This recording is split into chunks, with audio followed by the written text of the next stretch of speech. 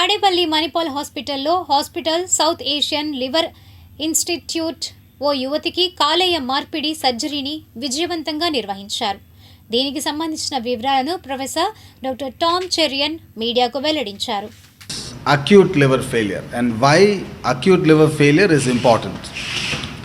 Normally, chronic liver disease happens over 3 years, 5 years, 10 years. Patients become slowly sicker and sicker, and then one day they will die. Acute liver failure is a condition that causes a sudden shutdown of the liver, and usually without correct treatment, within 4 to 5 days, the patient cannot survive. The amazing thing about acute liver failure is when the liver shuts down suddenly, all organs or many organs from the brain to the liver obviously and the kidney shuts down.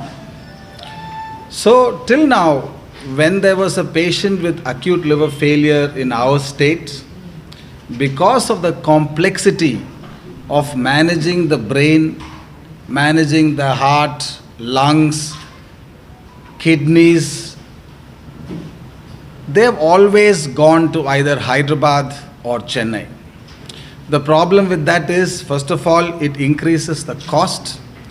Secondly, the most important thing is patients lose time, and therefore we are not able to rescue many patients. Approximately 1,500 to 2,000 patients are there with acute liver failure. The other amazing thing about acute liver failure is it affects, like Dr. Isaac was saying, it affects the young, the most productive, the 20-year-old, the 30-year-old. It affects children. And therefore, we are very happy that as part of the Manipal South Asian Liver Program, we have now succeeded in getting an acute liver failure patient to a transplant and then back home. చెప్పారు అంటే ఈ రోడెంటిసైడ్ poisoning అంటే ఈ ఎలకల మందు తిని కనీసం వారానికి 2 నుంచి 3 పేషెంట్స్ని మేము చూస్తుంటాం. అలాగే ఈ టైప్ ఆఫ్ పేషెంట్స్ని చాలా హాస్పిటల్స్ చూస్తూనే ఉంటాయి.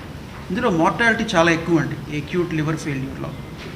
సో మనం ఈ లివర్ యొక్క టాక్సిన్స్ని బ్లడ్లో ఉన్నప్పుడు దాన్ని రిమూవ్ చేయడానికి రకరకాల ప్రొసీజర్స్ ఉంటాయి. ప్లాస్మా ఎక్స్చేంజ్ అని, అందులో స్లీప్లెక్స్ అని, మెంబ్రెయిన్ ద్వారా చేసే ప్లాస్మా ఎక్స్చేంజ్ అని, తర్వాత డిపి మార్స్ అంటాం, డబుల్ ప్లాస్మా మాలిక్యులర్ అడ్సార్ప్షన్ అని, తర్వాత సిఆర్ఆర్టీ అంటే కంటిన్యూస్గా చేసే ఒక type of renal replacement therapy. అంటే మామూలు డయాలసిస్లా కాకుండా బ్రెయిన్ మీద ఎఫెక్ట్ పడకుండా ఆ సోడియం లెవెల్స్ అవన్నీ కరెక్ట్గా మెయింటైన్ అయ్యేలాగా ఆ వేస్ట్ ప్రోడక్ట్స్ అన్నీ స్లోగా రిమూవ్ చేస్తూ చేసే ఒక ప్రక్రియ. సో ఇవన్నీ కూడా లివర్ ఫెయిల్ అయినప్పుడు మనం చేసే ఎక్స్ట్రా కార్పోరియల్ థెరపీస్ అనమాట. ఇవన్నీ ఎందుకు చేస్తామంటే ఐదర్ లివర్ దాని అంతటా అదే మెల్లగా రికవర్ అవుతుందని ఒక ఆశతోటి, లేదా రికవరీ కాకపోతే అప్పుడు మనం ఈ లివర్ మార్పిడికి వెళ్ళేంత వరకు కూడా పేషెంట్ని స్టేబుల్ చేయడం కోసం ఈ థెరపీస్ అనేది వాడతాం.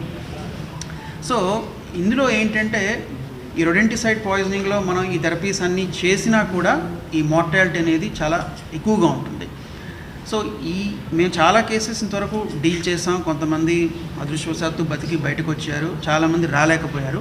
కానీ ఈ కేసులో ఏంటంటే వాళ్ళ మదర్ లివర్ని ఇవ్వడానికి ముందుకు వచ్చారు. అంటే ఫ్యామిలీ మెంబర్స్ కూడా అన్నీ యాక్సెప్ట్ చేసి మేము చెప్పిన అన్ని ఆప్షన్స్ని వాళ్ళు కూడా చాలా ఫాస్ట్గా వర్కప్ అది చేసుకుని లివర్ ట్రాన్స్ప్లాంట్కి ముందుకు రావడంతో అందరూ టీం అంతా కలిసి ఆవిడకి ఈ సీప్లెక్స్ అనేది చేసి దాని తర్వాత సిఆర్ఆర్టీ చేసాం. అయితే ఇందులో చెప్పుకోవాల్సింది ఏంటంటే ఈ సిఆర్ఆర్టీలో మనం రక్తం గడ్డకట్టకుండా ఏమీ ఇవ్వకూడదు, ఎందుకంటే ఆల్రెడీ బ్లీడింగ్ మేనిఫెస్టేషన్స్ ఉంటాయి కాబట్టి. సో అలాంటి టైమ్స్లో ఈ సిఆర్ఆర్టీని కంటిన్యూస్గా 48 అవర్స్ పాటు మెయింటైన్ చేయడం అనేది చాలా ఛాలెంజింగ్. సో అవన్నీ కూడా మా టెక్నీషియన్స్, ఇంటెన్సివిస్ట్ మేమందరం కలిసి పేషెంట్కి ఏ సైడ్ ఎఫెక్ట్స్ లేకుండా సిఆర్ఆర్టీ అనేది చేస్తాం. పేషెంట్ వచ్చేసి 21 ఏళ్ళు అండి. తీసుకుంది మనకి ఎలకలు మందు తీసుకున్నారనమాట. దీనిలో ఏంటంటే ఎట్లాగా ఎలకలు ఎట్లయితే చనిపోతాయో మనిషి మీద కూడా అదే సిమిలర్ ఎఫెక్ట్స్ అనేది పడుతూ ఉంటాయండి. దీనికి మనకు వచ్చినప్పుడు పేషెంట్కి బతకడానికి ఓన్లీ ఆప్షన్ ఉంది లివర్ ట్రాన్స్ప్లాంట్ చేయడం ఒక్కటే ఒక ఆప్షన్ ఉంది అనమాట. కాకపోతే లివర్ ట్రాన్స్ప్లాంట్ స్ట్రైట్గా చేయడం అనేది పాసిబిలిటీ అనేది ఉండదండి. మనం చేస్తున్న స్పెషల్ డయాలసిస్ ప్రొసీజర్స్ బీట్ సీప్లెక్స్ అంటే ప్లాస్మా ఎక్స్చేంజ్ కానివ్వండి, లేదంటే సిఆర్ఆర్టీ కానివ్వండి, ఇవన్నీ ఏంటంటే బ్రిడ్జింగ్ థెరపీస్ అనమాట. అంటే ఒక డెఫినెటివ్ సర్జరీకి తీసుకెళ్లే ముందు మనిషి యొక్క ప్రాబ్లమ్ని, అంటే ఈ లివర్ ఫెయిల్యూర్ యొక్క ప్రాబ్లం ఏదైతే అవుతుందో వాటిని స్టెబిలైజ్ చేయడానికి ఈ ప్లాస్మా ఎక్స్చేంజ్ కానీ సిఆర్ఆర్టీ కానీ సర్జరీ వరకు హెల్ప్ చేయడానికి, బ్రిడ్జ్ చేయడానికి సపోర్ట్ చేస్తుంది అనమాట. సో దాదాపు మనకి ఫస్ట్ వచ్చిన 2-3 రోజుల్లో మనకి ఏమవుతుంది అంటే మెయిన్గా ఈ విషయం యొక్క ఎఫెక్ట్ వల్ల రక్తం విపరీతంగా పలచపడిపోవడం అనేది జరుగుతుంది. వన్స్ కంప్లీట్ లివర్ ఫెయిల్యూర్ జరిగినప్పుడు దాని యొక్క ప్రభావం ఏంటంటే లివర్ ఫెయిల్యూర్ యొక్క ప్రభావం మెదడు మీద పట్టడం కానీ మిగతా అవయవాల మీద పట్టడం కానీ జరగడం అనేది జరుగుతుందన్నమాట. సో మనకి ఈ కోర్స్ ఇదయ్యే కొద్దీ ఏంటి అంటే మనకి బ్రిడ్జింగ్ థెరపీస్ని సపోర్ట్ చేసుకుంటూ మనిషిని మనం డెఫినెటివ్ ప్రొసీజర్ అదే లివర్ ట్రాన్స్ప్లాంట్కి పుష్ చేస్తామన్నమాట.